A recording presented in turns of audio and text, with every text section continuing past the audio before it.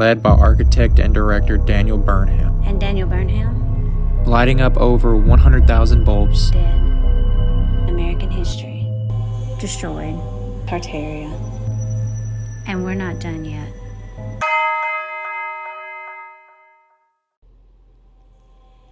There's a reason no one wants you to look too closely at history. Because when you do, it stops making sense, and the cracks begin to glow. This is the story of Tartaria. Not the meme, not the myth, but the real global architectural circuit that once powered the world. And the erasure that followed wasn't just a cover-up.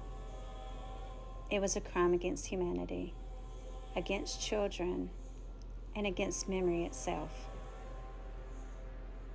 Before wires, before coal, before oil, there was ether, the energy of the atmosphere itself.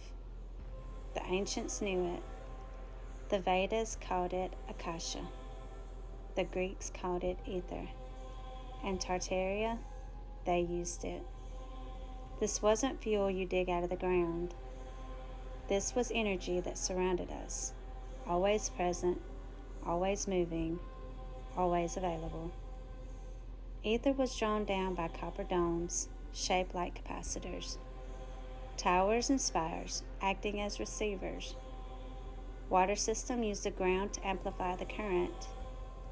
Harmonic structures tuned to the natural frequencies for wireless transmission. This wasn't a fantasy.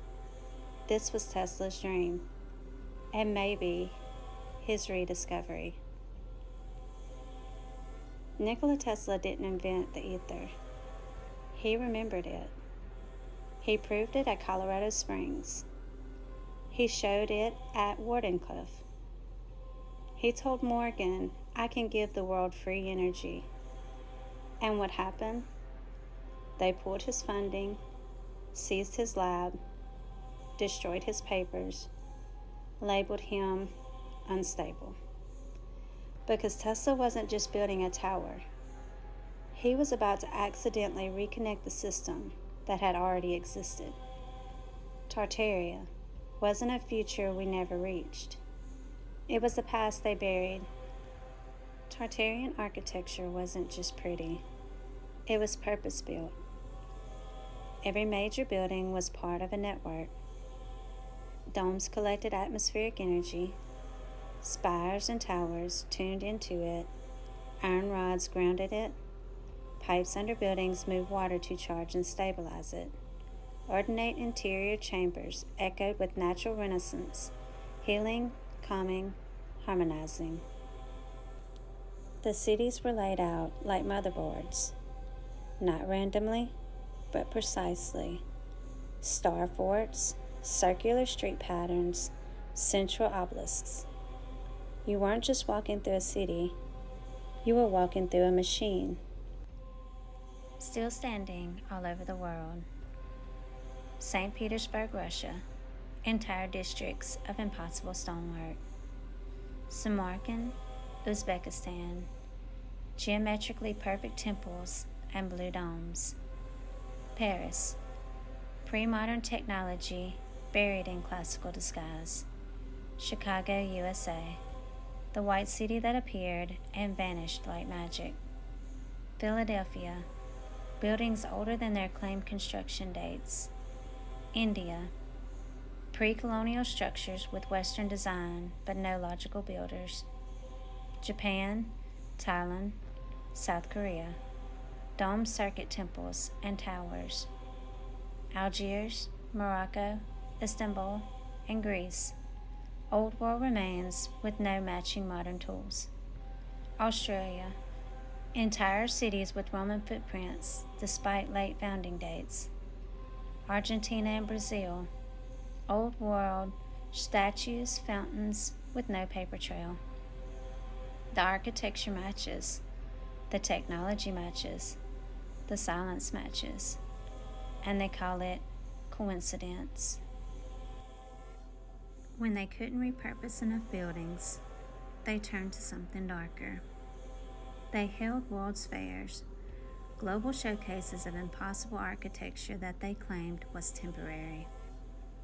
But these were no expositions. These were rituals of destruction. London, 1851-1862. Crystal Palace, built in months, destroyed by fire. Paris, 1889 and 1900. Grand palaces, domes, towers torn down or left abandoned. Chicago, 1893. White City, built in 2 years, burned in less than one. St. Louis, 1904. 1,200 acres of structure, demolished immediately. San Francisco, 1915. Tower of Jewels, Palace of Fine Arts, temporary, yet some remain. Turin, Italy, 1911. Electric Palace, Oriental-style temples, gone. Brussels, 1910. Neo-Renaissance marvels, destroyed. Melbourne, 1880. Royal Exposition building survives, but they tried. Tokyo, Cairo, Madrid, Montreal, Seattle, New York, 1939, 1964. Same pattern, same lie. Same style, same size, same fate. Too symmetrical, too mathematical, too perfect. They said it was just for show. So why the steel? Why the plumbing? Why the stone? Why destroy it? Because they weren't building these cities. They were taking them back, then erasing the evidence.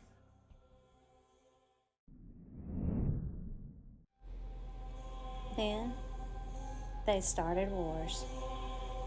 World War I, World War II, revolutions in Russia, China, and Europe, each one conveniently destroying entire cities filled with old world architecture. Dresden, Berlin, Tokyo, Nagasaki, London, Stalingrad, obliterated. Why? To finish what the fairs couldn't, to end the memory, to destroy the grid once and for all. They weren't just fighting nations, they were wiping out the last blueprints of the old world. But what about the people? Where were the builders, the families, the culture? They were gone, and in their place came the orphans. From 1850 to 1930, United States, over 250,000 children moved by train. Britain, home children, sent to Canada, Australia, and New Zealand. Russia, fondlings and street children relocated after the revolution. France, Germany, Sweden, Ireland, similar programs, same language, orphans. But here's what no one asks. Where were their parents? Where is the paperwork? Where are the hundreds of thousands of death certificates for those who supposedly perished? Why were 4-year-olds placed alone on trains? Why were children split from siblings, renamed, and erased? Why were most of them too young to remember where they came from? And most chilling of all, why were they needed? Because the cities were empty, because Tartaria was cleared, and because history had to start over. A new world with no memory and no witness. They scrubbed it from the textbooks. They burned the public copies, but not everything vanished, because the maps of Tartaria still exist if you know where to look. Historical atlases printed between the 1500s and 1800s. The David Rumsey Map Collection, an open digital archive of pre-modern maps. Library of Congress, British Museum, Russian State Archives, All hold antique maps with Tartaria labeled in bold. They show it, spanning from Eastern Europe to China, touching India, Mongolia, Siberia, even Alaska, dominating the entire interior of Eurasia. Some maps even show Tartaria bleeding into American Northwest before it was settled. If you want to hold the truth in your hands, seek out the books. Seek out the French prints, like the Tartaria, the Forgotten Empire. Ancient Tartary, an empire of the forgotten world. Rare, out of print, but not gone. How massive was Tartaria, really? Not a region, not a kingdom. A global system that expanded by geometry, not empire. It didn't have a capital. It had a circuit. It didn't conquer land. It built cities. It didn't raise armies. It raised frequencies. And then it was dismantled before we could understand what we lost. They told us Tartaria was nothing. A myth, a mistake, a label on an old map that no one cares to explain. But when we looked deeper, we didn't find a myth, we found a civilization. And not just a civilization, one they buried everything to forget. They erased the name, but they couldn't erase the footprints. Massive stone structures built with no scaffolding, no blueprints, no explanation. Architecture that functioned like a living circuit, with domes, spires, antennas, and copper crowns to draw energy from the air. Ventilation systems that cooled without electricity. Grounding plates that stabilized entire buildings like electrical batteries. All before the industrial age. All before modern science could explain it. We didn't build these. We uncovered them. We paved over them like they were garbage. But they weren't garbage. They were our inheritance. They tell us the world's fairs were temporary, but they looked exactly like Tartaria. Chicago, St. Louis, San Francisco, Paris, London. Across countries, across languages, the same style, same domes, the same fate. Built in under 2 years, then demolished. Why? Because they were revealing too much. And when the buildings couldn't be hidden fast enough, they called in the fires, they called in the wars.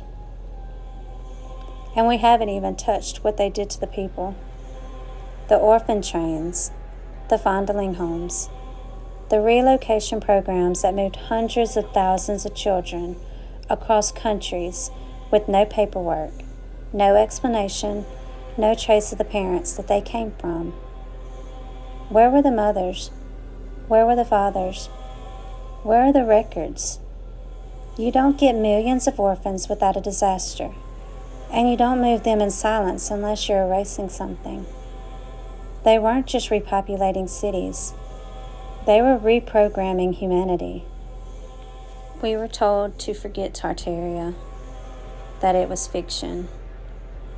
But if it was fiction, why did they remove it from the atlases by the late 1800s, rewrite the encyclopedias, demolish structures with unexplained function, relocate a generation of children?